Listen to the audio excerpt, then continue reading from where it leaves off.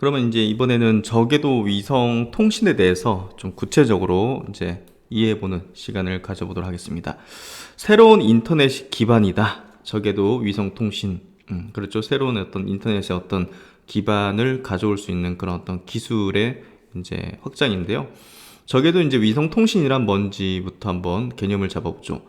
저궤도 이제 위성 통신 사업이란 지구 저궤도 500에서 2000km 내에 이 저궤도에 많은 수의 통신 위성을 이제 배치해서 지상의 케이블이 아닌 그 광섬유, 구리선 이런 케이블이 아닌 통신 위성을 통해 위성으로 이제 전 세계 인터넷 서비스를 이제 제공하는 사업이라 보면 될 것 같아요.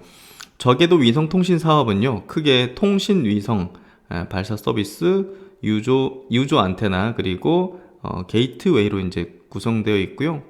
그러니까 이제 이 부문에 관련된 기업들을 우리가 찾아보는 게 필요하겠죠. 통신 위성은 이제 위성 만드는 기업들, 그리고 발사 서비스는 이제 그 로켓 발사해주는 기업들, 이제 그 스페이스 X 같은 기업 말하는 거죠. 네. 그리고 이제 유저 안테나는 이제 우리 이제 각 개인들, 그리고 이제 가정 기업들 이제 안테나. 네. 그리고 게이트웨이는 이제 기지국 같은 개념이라고 보시면 될 것 같아요. 예, 사업자들이 이제 연결해주는 개인들과 유저들과 연결해주는, 그래서 이런 부문들을 갖고 있고요. 예, 이런 부문들에 관련된 기업들이 결국은 저궤도 위성통신 관련된 관련주다. 예, 그리고 수혜주다. 그리고 이제 실질적으로 이제 나중에 실적으로 이제 나올 수 있는 그런 어떤 기업이다. 이제 보시면 될 것 같아요.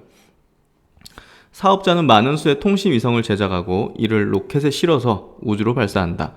그리고 지상에는 위성 신호를 기존의 인터넷망 그리고 데이터 센터와 연결해주는 이 게이트웨이를 이제 설치를 하게 되죠. 이후 위성 배치가 완료되면 저 궤도 위성 인터넷 사용자는 인터넷 사용을 희망하는 장소에 뭡니까? 유저 안테나를 이제 설치하고, 그러니까 이런 걸 만드는 게 이제 국내 기업 같은 경우는 인텔리안 테크 같은 기업이죠. 예. 유저 안테나를 설치하고 이를 통해서 가까운 인공위성으로 이제 신호를 보낸다.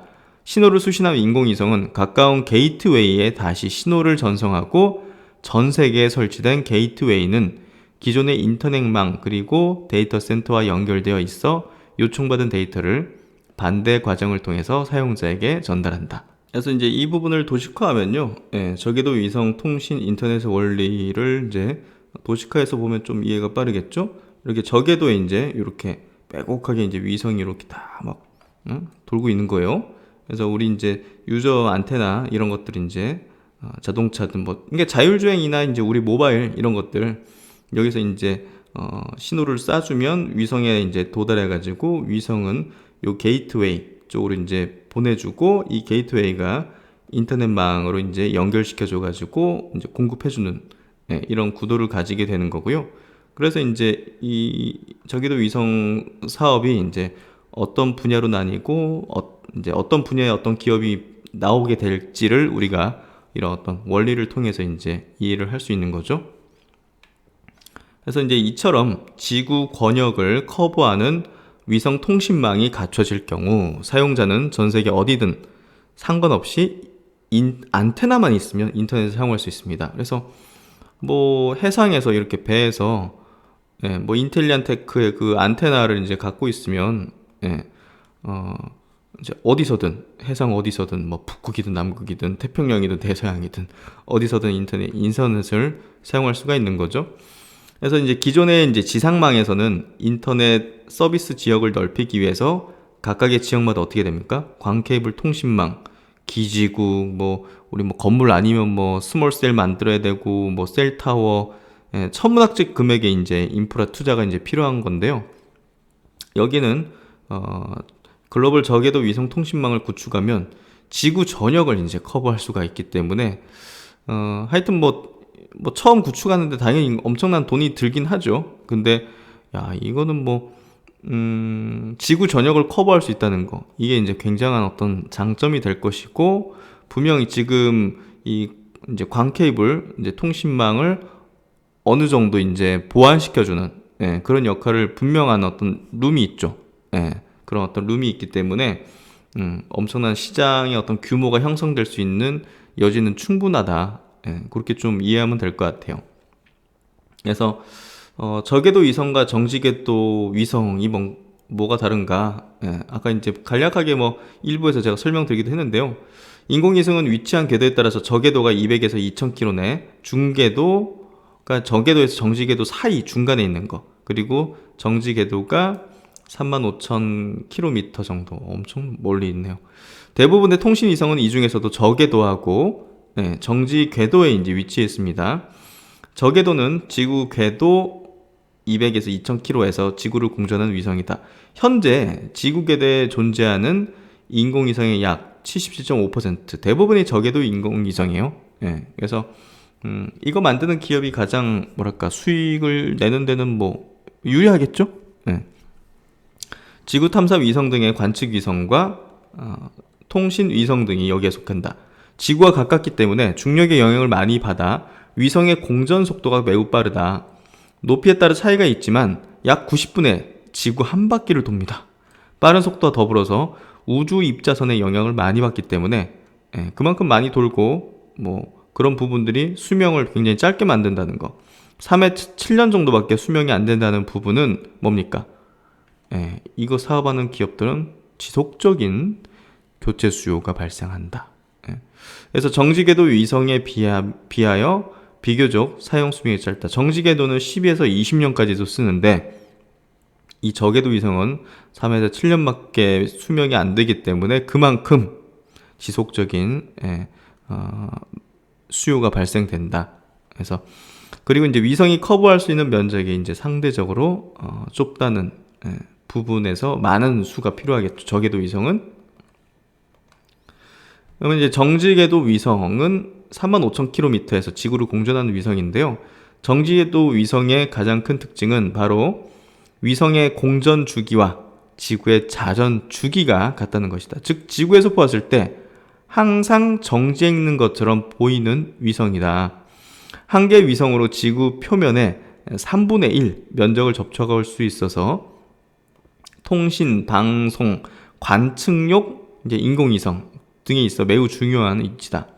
전체 인공위성의 약 16.7%를 차지하고 있어서 저궤도 위성에 이어서 두 번째로 많은 인공위성이기도 하다. 주로 통신, 방송, 기상 관측 등을 목적으로 하는 위성들이 있다.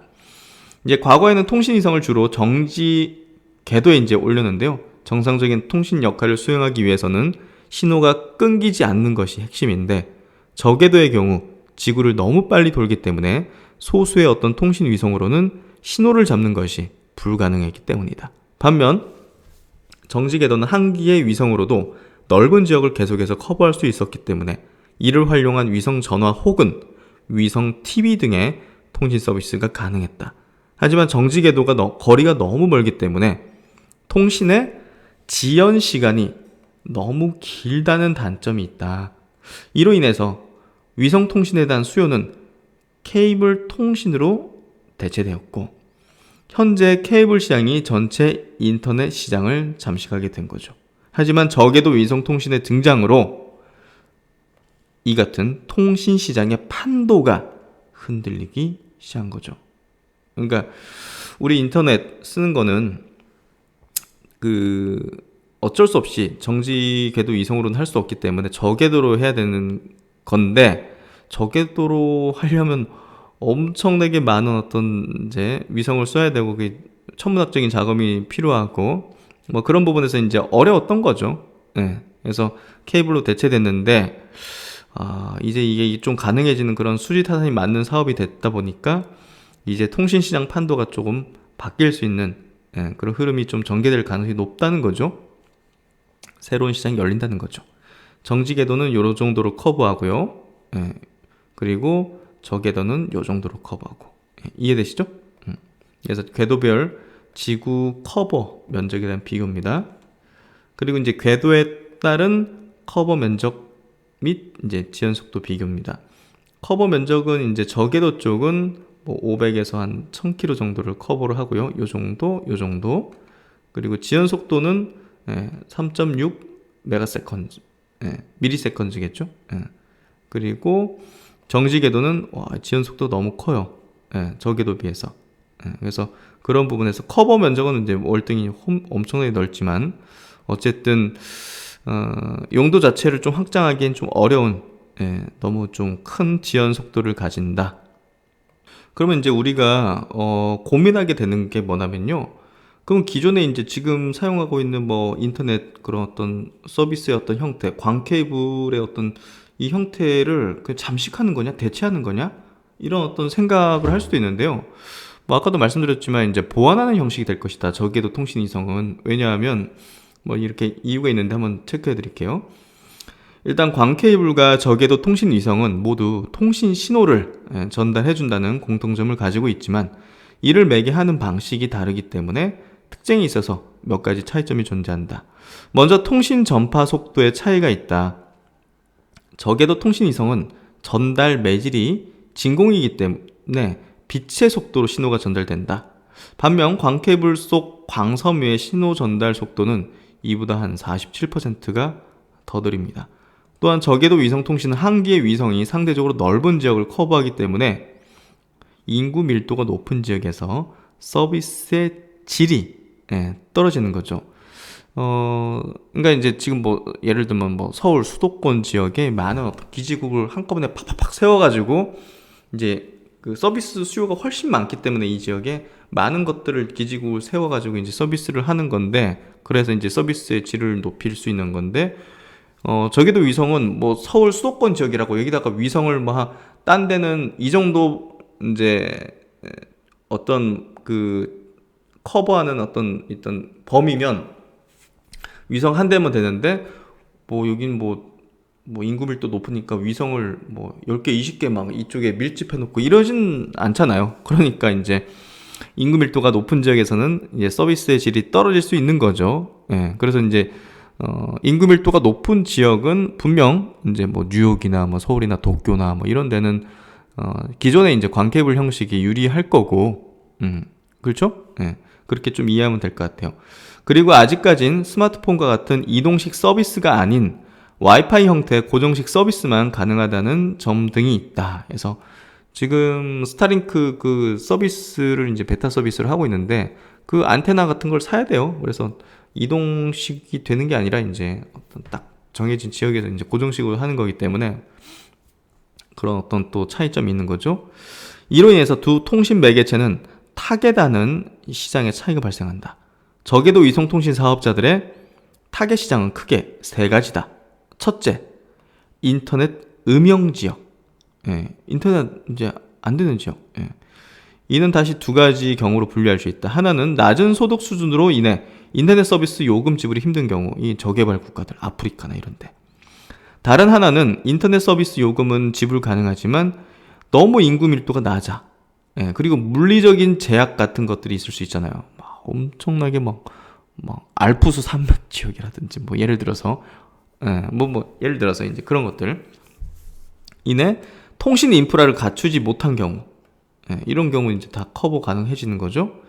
위성 인터넷 사업자들은 가격 차별화 정책으로 전자의 소비자들을 공략할 가능성도 있지만 우선적으로 후자, 이제 인구 밀도가 낮고 뭐 미국에서도 이제 인구 밀도가 굉장히 낮은 어떤 중부 지역 이런 데 있지 않겠습니까? 그런 지역. 우선적으로 후자에 집중할 가능성이 높다. 소비자 입장에서 결국 초기 투자 비용이 안테나뿐인 저궤도 통신 위성을 더 선호할 것이기 때문에 음영지역 공략에 있어서 광케이블보다 통신 위성의 진입 장벽이 더 낮다고 판단할 수 있다. 그럼 이제 저궤도 위성 통신 사업자의 두 번째 이제 타겟지는요, 인터넷 취약 지역입니다. 인터넷 취약 지역이란 이제 인터넷 서비스를 이용하고 있긴 하지만 인터넷 속도가 느리거나 지연 시간이 긴 경우, 그런 지역이죠. 주로 이제 인구 밀도가 낮은 지역은 케이블 통신 인프라가 좀 취약한 경우가 많은데요. 인구 밀도가 높은 경우 높은 퀄리티의 통신 인프라를 상대적으로 좁은 지역에 갖춰도 경제성을 이제 확보할 수 있기 때문이죠. 저기도 위성 통신의 경우 반대로 인구 밀도가 높은 지역에서 서비스 질이 이제 떨어지는 부분이 있기 때문에 한 개의 통신 위성이 커버해야 하는 유저 터미널의 수가 많아지기 때문이죠. 즉 인구 밀도가 낮은 지역은 인터넷망을 갖추고 있다 하더라도 적게도 위성 통신 서비스의 타깃 시장이 될 수 있다는 거. 예, 이 부분이 이제 그 두 번째 타겟 지역이라고 이제 볼 수가 있는 거고요. 결국 이제 그 기존에 이제 인터넷 그 사업의 이제 그 보안 어떤 형태, 예, 그런 형태라는 걸 좀 알 수가 있죠. 그리고 세 번째 타겟은 항공 해상이죠. 이쪽은 지금 인터넷이 커버가 안 되는 지역이잖아요. 음영 지역. 음영 지역, 인터넷 음영 지역의 경우 케이블 통신 인프라 설치가 불가능한 지역은 아니었다. 하지만 항공 및 해상 지역은 케이블 통신 자체가 불가능한 지역이죠. 물론 이 지역에서도 통신 서비스가 부득이하게 필요한 경우 통신 위성을 이제 사용하기도 했는데요. 정지궤도 통신 위성을 활용했기 때문에 최소한의 어떤 서비스 정도만 가능했고 굉장히 질이 떨어지는 거죠. 하지만 저궤도 위성 통신은 항공과 해상 지역에서도 뭡니까? 지상과 같은 인터넷 서비스를 제공할 수가 있죠. 그래서 뭐 엄청난 많은 뭐 진짜 그 이제 비행기가 떠다니잖아요. 우리 여객 기간. 근데 그 뭐 한국에서 뭐 유럽 갈 때는 뭐 13시간 막 이렇게 걸리지 않습니까? 인터넷을 쓸 수 있다면 좀 좋죠. 예. 그리고 이제 배에서도 뭐 크루즈선 타고 다니고 뭐 이런 것들도 결국은 그런 것들을 할 수 있는 그런 어떤 타겟이 되겠죠. 혹자는 이제 저궤도 위성 인터넷의 등장이 광 케이블을 기반으로 한 기존의 통신 업자들의 몰락을 초래할 것이라고 얘기한다. 물론 저궤도 위성 통신 사업자의 시장 진입이 본격화되면 어느 정도 시장에서 경쟁은 불가피하죠. 다만 이제 서로를 대체하기엔 각각의 장단점이 명확하기 때문에 완전한 대체 관계보다는 보완적인 관계에 더 가까울 것이라 이제 볼 수 있고요. 실제로 이제 스타링크의 CEO 같은 경우도 스타링크의 목표는 AT&T와 같은 미국 통신 회사들을 이제 대체하는 것이 아니라 보완하는 것이라고 언급하면서 그들의 어떤 그 사업 범위, 타겟팅에 대해서 명확하게 좀 얘기를 해주고 있기 때문에 결국은 대체보다는 보완 형식으로 갈 것이다고 예상하는 게, 전망하는 게 조금 더 맞지 않을까 생각됩니다. 그러면 이제 이 위성통신, 저게도 이제 위성통신 사업자 중에서 리딩 업체, 그러니까 가장 앞서 있는 퍼스트 무버 업체가 어디냐? 바로 이제 스페이스 X, 스타링크죠. 스타링크 프로젝트. 어쨌든 요거는 이제 따로 떼가지고 IPO로 이제 나설 거라고 앨런 머스크가 또 선언을 했기 때문에 현금 흐름이 어느 정도 좀 나오기 시작하는 게 가시화되면 IPO 하겠다 이렇게 또 과거에 또 얘기를 했죠. 그래서 이 스타링크 프로젝트는 2015년 앨런 머스크가 발표한 저궤도 이제 통신 위성을 기반으로 한 스페이스X의 글로벌 초고속 인터넷망 구축 사업입니다. 2019년 4월 미국 연방통신위원회는 1만 2,000대 스타링크 통신 위성 배치를 허가했고 같은 해 10월 추가적으로 3만 대의 통신 위성에 대해서 승인을 내렸습니다. 승인과 함께 스페이스X는 위성을 발사하기 시작했고 현재까지 지구 궤도에 약 1,700여 개의 위성을 올렸어요. 이렇게나 많은 숫자의 인공위성을 궤도에 올릴 수 있는 이유는 재사용 로켓 기술 발전으로 인해서 발사 비용이 굉장히 이제 감소했다는 점, 통신 위성, 인공위성의 소형화를 통해서 한 번에 많은 수의 위성을 올릴 수 있다는 점, 이게 이제 컸는데요. 스타링크의 통신 위성 하나의 무게는 약 260kg밖에 안 돼요. 가볍고 크기도 작기 때문에 발사체에 많이 탑재하기도 용이하고요. 팔콘 9 기준 한 번에 60개, 팔콘 헤비는 180개 위성을 이제 발사할 수 있다는 거. 그리고 현재 개발 진행 중인, 최근에 성공도 했죠. 발사 성공. 스타쉽의 경우는 400개 위성 탑재가 가능합니다. 그래서 이거 10,000개를 위성을 쏜다? 뭐 20년 전이라고 보면 이제 25년 전에 빌 게이츠라면 절대 불가하다고 얘기했겠지만 지금은 로켓을 다시 사용할 수 있는 시대가 됐기 때문에 이게 가능함을 지금 보여주고 있죠. 그래서 스타링크는 4,425개의 위성을 궤도에 배치해서 글로벌 서비스를 시작할 예정이고 최종적인 형태의 스타링크는 42,000개 인공위성을 통해서. 이게 무슨 얘기예요? 이거 42,000개 쏠 때까지 계속 위성 만들고 발사하고, 위성 관련된 기업 중에서 이거 10배거가 안 나올 수가 있을까요? 하는 생각이 듭니다, 저는. 그래서 42,000개 인공위성을 통해 다운로드 속도는 약 1GBps. 와우, 엄청, 이 정도면 뭐 그냥, 야, 이거 기존의 통신 사업자들, 떨어야 될 정도인데요. 지연율은 약 25에서 35 이제 미리세컨의 서비스를 제공하는 것을 목표로 한다. 이는 현재 위성 인터넷 서비스 사업자인 휴스넷과, 이게 무슨 회사지? 비아셋의 이제 서비스뿐만 아니라 케이블 통신과 비교해도 속도 측면에서 크게 앞선다. 그래서 압도적인 어떤 이제 서비스 성능 요거를 좀 목표로 하고 있기 때문에 가장 기대가 되고요. 그건 이제 당연히 가장 많은 위성을 쏠 수 있는 그런 회사이기 때문이기도 하죠.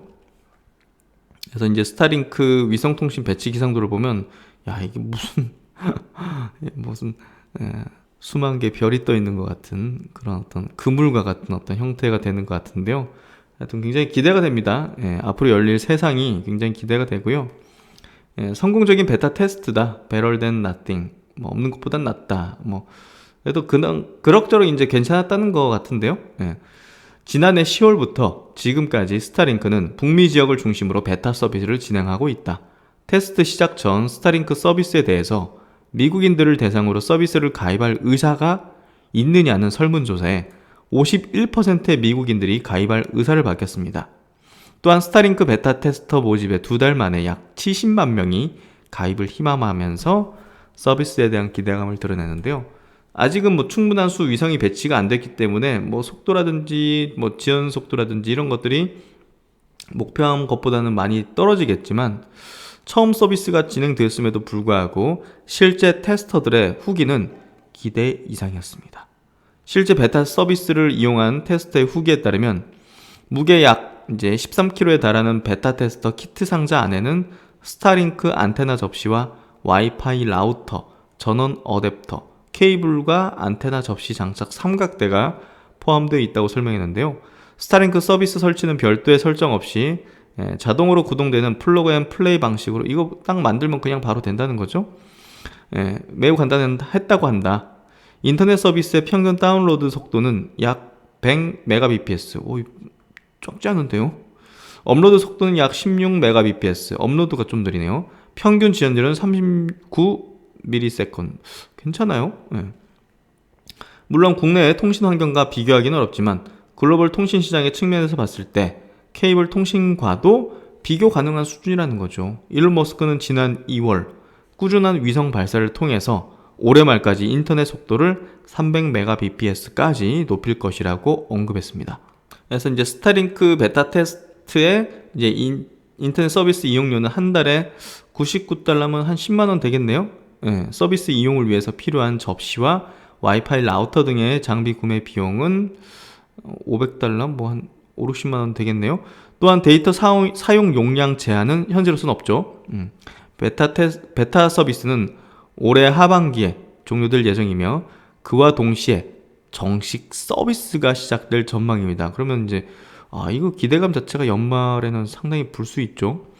물론 서비스 시작 이후에도 꾸준히 인공위성이 궤도에 배치되면서 서비스의 질은 계속해서 좋아질 것이다. 그래서 인공위성 계속 쏠면 쏠수록 서비스는 좋아지는 거니까, 그런 부분에서 이제 시작을 이제 연말에 이제 할 걸로 보여지기 때문에 이거 뭐 이 기대감이 이제 굉장히 임박했다 볼 수 있는 그런, 그냥 이거는 뭐 그냥 미래에 그럴 것이다, 그게 아니라 이제 현실이 되는 거잖아요. 이렇게 생겼다고 합니다. 직접 이제 받아가지고 설치하나 봐요. 그래서 이제 스타링크 IPO 기업 가치는 어떻게 되는가 해서 이게 중요한 포인트겠죠. 이런 포인트고, 결국은 이제 IPO 시점과 IPO 이 기업 가치, 요게 이제 주식시장에 주는 어떤 파급력, 그런 정도고, 이와 관련된 기업들의 이제 밸류를 높여줄 수 있는 포인트가 되기 때문에 현실적인 어떤 부분이라고 볼 수 있어요. 우리가 투자할 때 전략상에 올해 하반기 스타링크의 본격적인 저궤도 위성 인터넷 서비스 시작을 앞두고 글로벌 투자들의 스타링크 IPO에 대한 관심이 높다. 스페이스X의 CEO인 일론 머스크는 스타링크 IPO 시점에 대해서 뭡니까? 합리적인 수준의 현금 창출이 기대될 때라고 언급했습니다. 올해 하반기 본격적인 서비스가 진행될 예정이지만 인터넷 사업자 확보 속도와 유저 안테나 및 지상 게이트웨이 설치 등의 초기 투자 비용을 감안하면 스타링크 IPO 예정 시점은 빠르면 2023년으로 전망합니다. 스페이스X는 지금까지 여러 번의 펀딩을 통해서 간접적으로 이제 펀딩 받고 기업 가치 지분을 이제 이렇게 주는 거니까 결국 이제 기업 가치가 이제 책정되는 건데요. 간접적으로 이제 기업 가치에 대한 평가를 받아왔죠. 가장 최근 펀딩 금액이 이제 8.5억 달러, 한 10조 되겠네요. 올해 2월 달에 이제 펀딩을 받았는데 스페이스X는 740억 달러의 기업 가치를 이제 평가받았습니다. 80조요, 80조. 와, 어마어마하네요. 이거 상장하고 그럼 얼마나 가치를 받을까? 이는 2020년 8월 펀딩에서 평가받은 460억 달러를 크게 상회하는 금액이다. 또한 모건 스탠리는 2020년 10월 스페이스X의 기업 가치를 천억 달러, 100조 넘죠. 이 또한 같은 해 7월에 추정했던 520억 달러에서 거의 2배 상향된 수치다. 이 중 스타링크의 평가 금액은 7월 추정치 대비 약 390억 달러가 증가한 809억 달러로 추정치 상향의 근거가 되었다. 그래서 스페이스X 기업 가치의 대부분이 현재로서는 스타링크다. 그래서 이 스타링크에 대한 어떤 기대가 상당히 좀 높아질 것 같은데요, 점점. 하반기에 정식 서비스, 하반기 내년 초 정식 서비스에 들어가게 된다면 그 기대 가치를 상당히 올릴 수가 있겠죠. 그래서 이런 것들이 굉장히, 그러니까 테슬라에 대한 어떤 우리가 주가에 대한 어떤 전망을 해볼 때 직접적으로 지분 연결이 되는 건 아니지만 결국은 이제 이런 것들이 이제 잘 되면 테슬라가 펼치고자 하는 그런 향후 자율주행이 이제 핵심이잖아요. 거기에 있어가지고도 이제 연결되는 거기 때문에 그런 부분에서 테슬라는 사실 주가가 장기적으로는 괜찮을 거라 봐요. 그런 부분에서 스타링크 향후 이제 IPO 요거 우리가 주목을 해야 될 것 같고, 기업 가치가 계속 이제 펀딩 받으면서 기업 가치가 어떻게 측정받는지 요거를 보는 게 우리가 중요할 것 같아요. 그러면 이제 제가 이제 1편에서도 좀 설명드렸던 게 스타링크 기업 가치를 이제 매길 때 요 이제 리포트에서 스타링크의 이제 이용자 수를 2,500만 명으로 이제 가정을 했는데 이거 어떻게 나온 거냐? 그거 이제 중요한 논리겠죠? 수익 추정이 있어서 스타링크 이용자 수를 추정하는 것은 스타링크의 가치를 측정하기 위한 가장 핵심적인 과제죠, 당연히. 사업 특성상 이용주 수가 많을수록 고정비 효과를 크게 받기 때문이다. 레버리지 효과를 내는 거죠. 고정비는 딱 정해져 있는 건데, 고정되어 있는 건데, 더 이용하면 이용할수록 거기에 1인당 1 늘어날 때 비용이 1씩 늘어나는 게 아니잖아요. 그러니까 결국은 이제 많은 이용자가 결국은 기업 가치의 이제 핵심적인 부분인데요. 측정 부분인데요. 먼저 앞서 언급한 대로 스타링크를 비롯한 저궤도 위성통신 사업자들의 주요 타겟 시장은 인터넷 음영 지역, 그리고 인터넷 취약 지역, 그리고 항공 및 해상 지역. 크게 요 세 가지라고 볼 수 있는데요. 먼저 2020년 기준 전 세계 인구는 78억 명이고 21년 1월 기준 인터넷 음영 비율은 40%. 인터넷 이제 사용 안 하는 지역. 이런 걸 고려하면 글로벌 인터넷 음영 인구는 약 32억 명으로 이제 추산이 되죠. 인터넷 음영 인구는 크게 두 가지 경우로 분류할 수 있죠. 낮은 소득 수준, 그래서 인터넷 요금 지불 못하는 경우. 인터넷 요금은 낼 수 있지만 인프라가 없어가지고 내가 사는 지역에 시골 지역 이런 거 볼 수 있겠죠? 케이블 통신 이런 인프라가 갖추지 못한 지역이죠. 현재 베타 서비스 요금을 가정할 경우 월 한 10만 원. 많은 수요를 기대하기는 힘들 것으로 보인다. 이거 좀 비싼 편이죠? 우리나라에서 지금 인터넷 사용하는데 이거보다 훨씬 싸잖아요. 그래서 스타링크 베타 서비스의 인터넷 평균 다운로드 속도는 약 100Mbps다. 이를 전 세계 국가들의 평균 인터넷 속도에 대입해 보면 전체 176개국 중에서 45위에 해당하는 수치. 뭐 양호해요. 이는 인터넷 음영 지역이 아니라고 할지라도 기존 케이블 통신 사용자들 또한 수요될 수 있죠. 예. 이거보다 훨씬 느린 100개 넘는 국가들이 야 이거 이용하는 게 더 낫네? 이래 될 수 있잖아요. 그러니까 음영 지역 아닌 사람들도 이제 가입할 수 있는 충분한 이제 범위가 되는데 이를 종합해서 보면 인터넷 가입자 수 2,500만 명을 가정한다. 이는 현재 인터넷 음영 인구의 약 0.8% 수준이고 실제로 이제 일론 머스크가 1차적으로 타겟한 가입자 수라고 해요. 동시에 이제 미국의 이제 지방 시골 지역의 인구인 약 6천만 명의 한 25% 정도 4인 1가정이 많기 때문에 해서 현재 정식 서비스가 출시되지 않은 스타링크의 사전 가입 신청이 3개월 만에 50만 명을 돌파를 했다. 그래서 이제 인터넷 속도가 이제 국가별 모바일 인터넷 속도를 비교해 보니까 야 모바일에선 경쟁력이 높네요. 13위가 룩셈부르크인데 이 정도 되는 거고 속도가. 그리고 이제 픽스드 고정된 이제 인터넷선 그거 이제 인터넷 속도랑 비교해 보면 말레이시아하고 비슷한 정도 45위 정도. 그러니까 모바일 쪽에서 굉장히 경쟁력을 가지네요. 그렇죠? 이게 무슨 얘기냐? 이 자율주행에서는 충분히 300Mbps를 목표로 한다 했잖아요. 300메가. 지금 1위가 UAE, 2위가 이제 대한민국. 대단해요, 대한민국. 이거보다 높잖아요, 지금 그러면 평균 다운로드 속도가. 그러면 이제 충분히 자율주행의 어떤 시대에 있어가지고 이게 활용되어질 가능성이 상당히 있어 보이네요. 그러면 야 이거 엄청날 것 같은데. 그렇죠. 그러니까 기존에 우리가 이제 쓰고 있는 이제 기존 게 아니라 4차 산업의 다른 서비스들 그런 것들을 좀 커버할 가능성은 상당히 좀 있어 보이네요.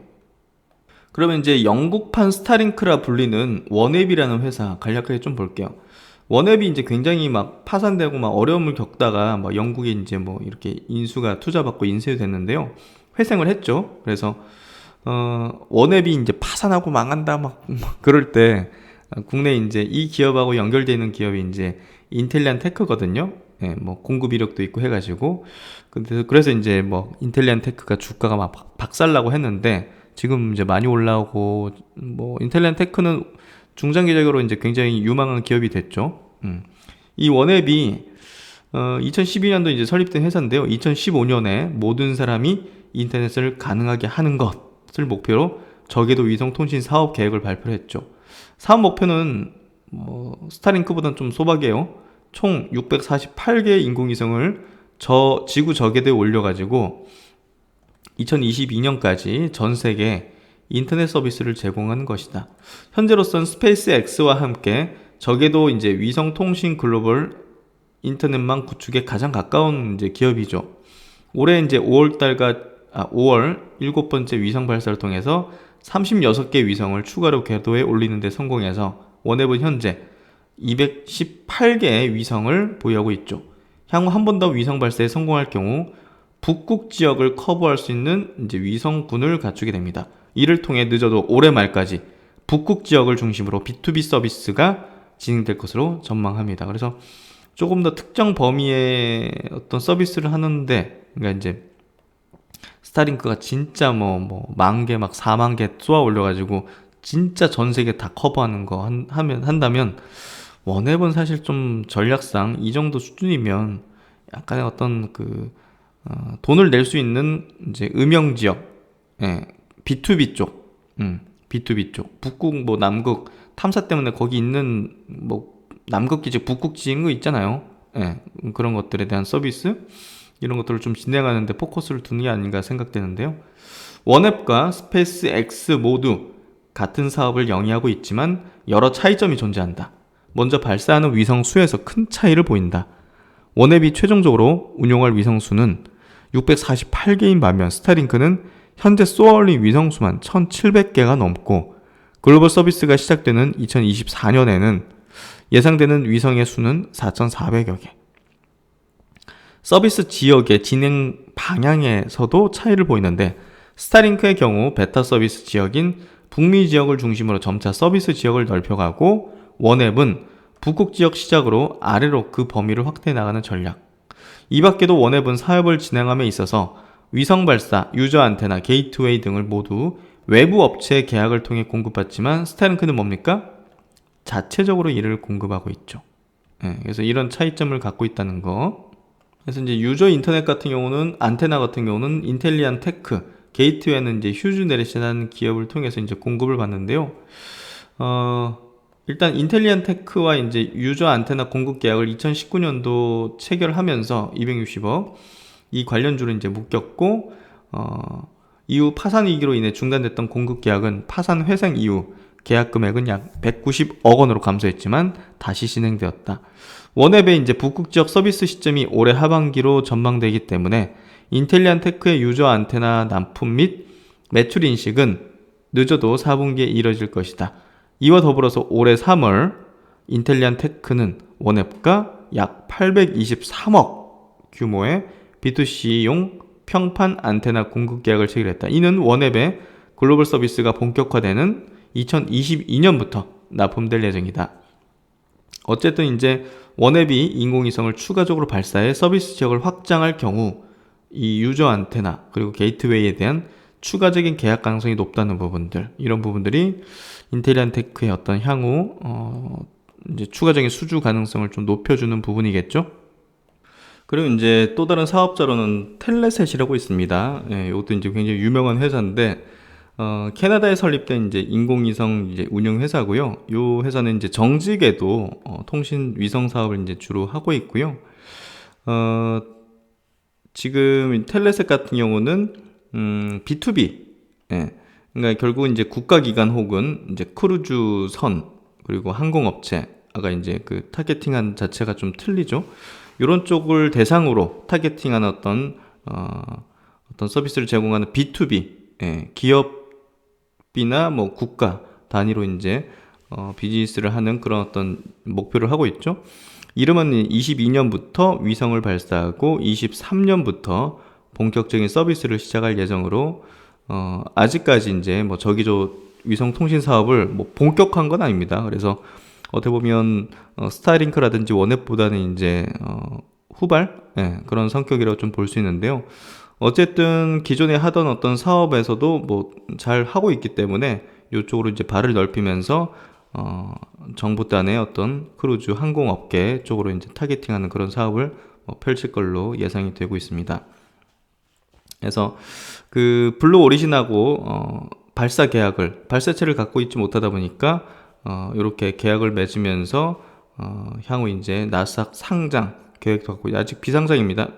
그래서 그런 부분에서 상장 예정 시점은 이르면 올해 3분기가 될 전망이다. 증시로 입성해가지고 이제 뭐 자금을 좀 조달하는 게 보다 더 사업의 진행을 빠르게 할 수 있는 그런 부분일 거기 때문에 결국은 적게도 통신망 구축을 위해서 50억 달러 비용을 좀 예상하고 있죠. 5조 넘는 규모를 이제 예상하고 있기 때문에 어쨌든 뭐 펀딩을 받는다 하더라도 상장이 가장 좋을 거예요. 그래서 상장에 대한 어떤 부분도 아마 모멘텀이 될 것 같고요. 우주 항공 관련해서 상장을 많이 하고 있잖아요. 그런 것들이 결국은 이쪽 인더스트리를 일으켜 세우고 이제 보다 속도감 있게 만들 수 있는 그런 어떤 돈이 막 유입된다는 게 좋은 거잖아요. 국내로 넘어오겠습니다. 어떻게 보면 우리가 투자 전략에서 핵심이 돼야 되는 포인트가 되겠죠. 왜냐면 해외에 이제 어떤 리딩 업체들, 그런 유망 업체들이 많은 기업들이 이제 비상장입니다. 근데 이제 국내에서는 이제 상장 업체들이 이제 주도해서 이제 우주 항공 사업을 펼치고 있다고 보시면 될 것 같고, 그 중에서 한화그룹이 뭐 가장 유망합니다. 그리고 가장 이제 그룹의 어떤 0점 사업으로 여기면서 굉장히 많은 자금부터 해서 이제 조직력을 집중하고 있다는 부분에서 저는 하나그룹에 대해서 주목을 해야 된다.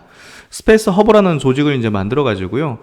그룹에 이제 딱 이제 흩어져 있는 그런 어떤 우주 관련된 사업을 여기 모아서 김동관 이제 하나솔루션 사장 중심으로 이제 의사결정을 하는 그런 구조로 가는 것 같고요.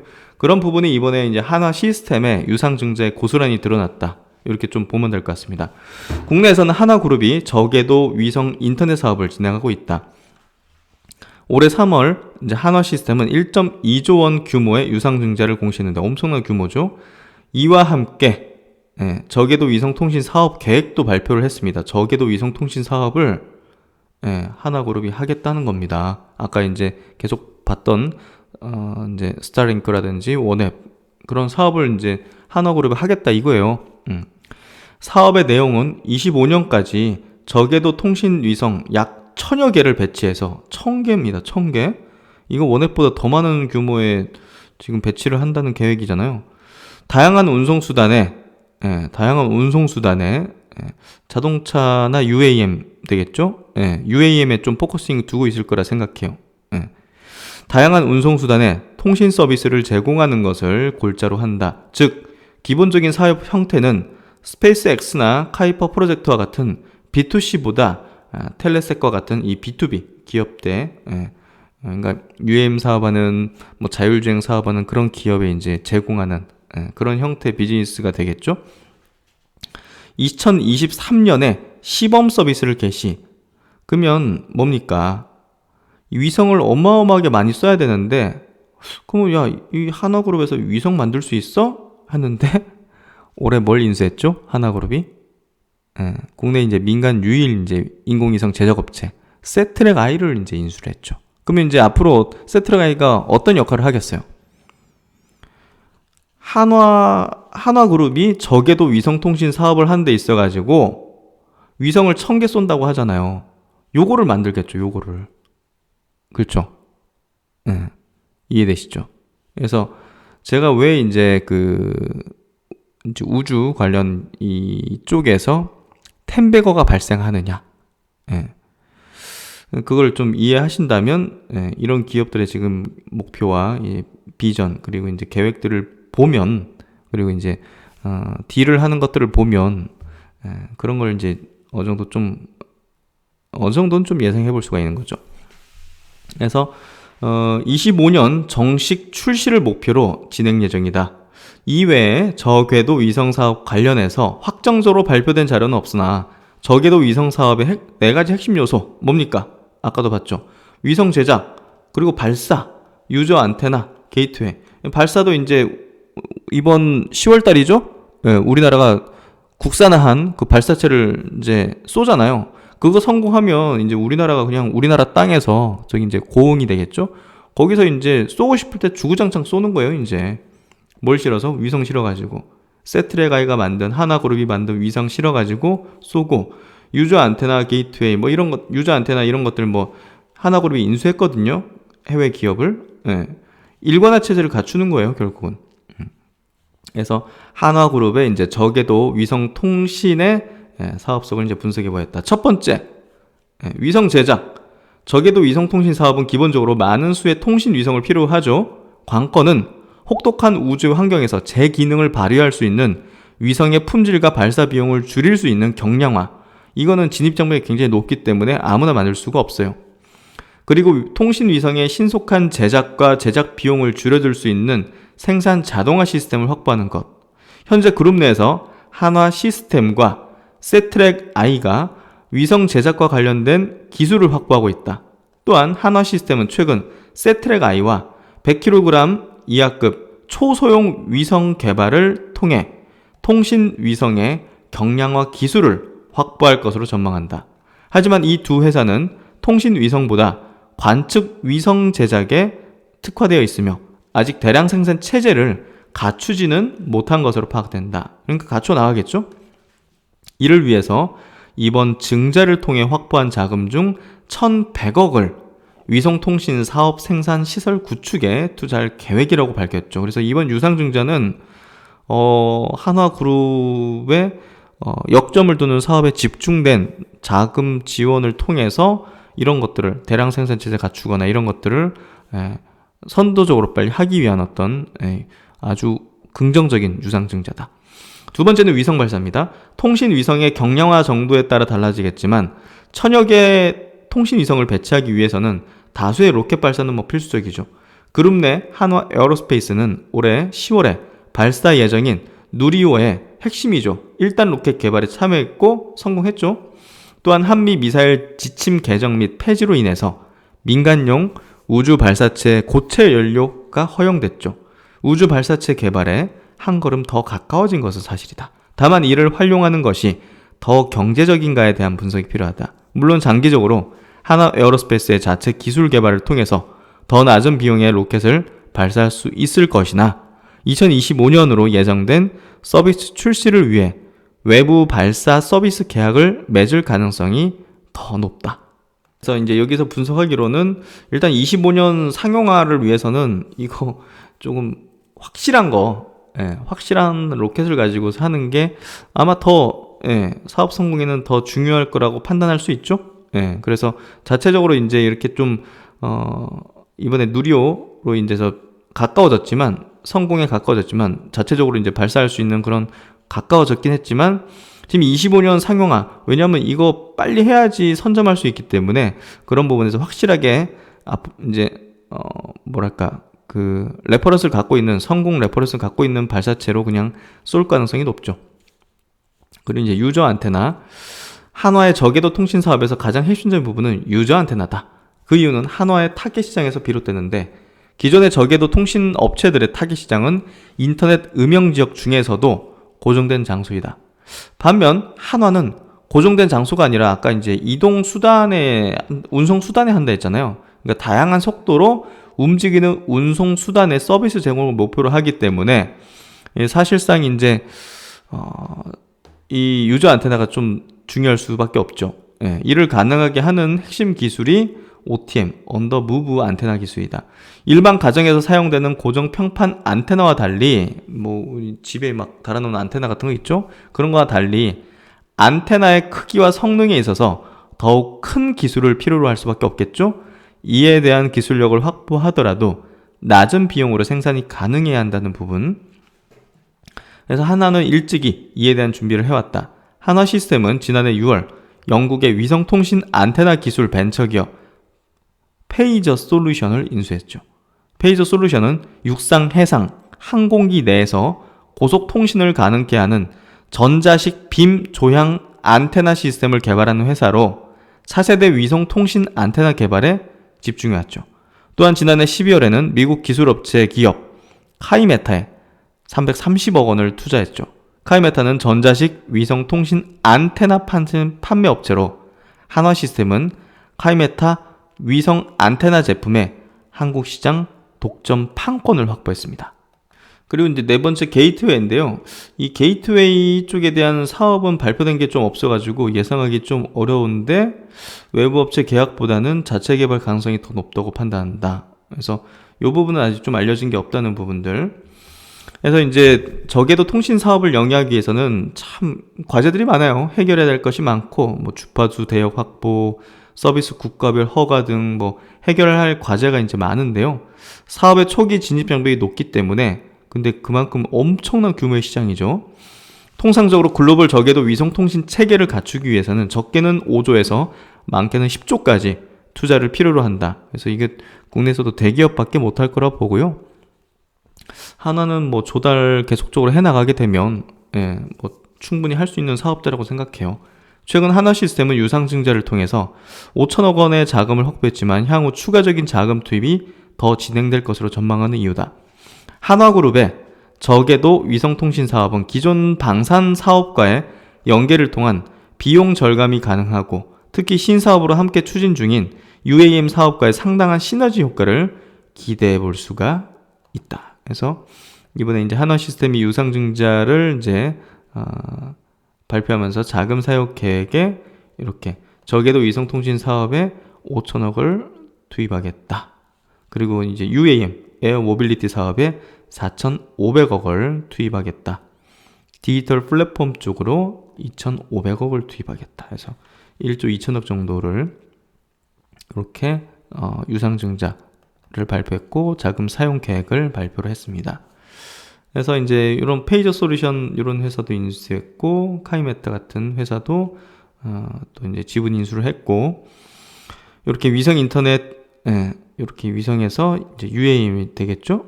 항공용 항공기, 다는 어떤 인터넷 가능하게 하는 단말기도 이렇게 있습니다. 그래서 앞으로 하나그룹의 어떤 행보가 굉장히 기대가 돼요, 사실.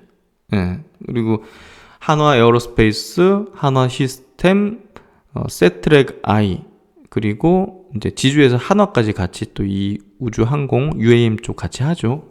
위성통신. 그래서 요 하나그룹의 4개 기업이 손을 잡고 하고 있다. 이렇게 좀 이해하시면 될 것 같고, 국내 우주 항공 관련된 기업들 중에서 분명 10백원은 발생될 거라고 봅니다. 그런 부분에서 꾸준한 관심이 필요하고요. 이번 내용은 이제 저게도 이제 위성 시대가 개막되는 그런 어떤 새로운 시장이 열리는 그런 내용으로서 굉장히 저는 중요하다고 생각하고요. 그리고 투자 전략의 일부분은 분명 가져가는 게 계좌에 어떤 높은 수익을 내는데 아마 도움이 되는 그런 전략이 아닐까 싶습니다. 많은 도움이 되셨길 바라고요. 꿈의 주식을 찾는 이 동행이 참 즐거웠으면 좋겠습니다. 그리고 항상 희망과 기대와 그리고 이제 꿈을 가질 수 있는 그런 어떤 동행이었으면 좋겠고요. 네, 하여튼 항상 10백어를 꿈꾸는, 이제 이게 욕심이 아니라 항상 이제 또 희망을 가지면서 거기에 부합되는 또 노력을 하는 그런 부분으로 좀 연결되면 참 좋겠습니다. 네, 하여튼 이번 내용도 많은 도움이 되셨길 바라고요. 신박사는 또 좋은 내용 가지고서 뵙도록 하겠습니다. 구독, 좋아요도 꼭 부탁드리겠습니다. 감사합니다.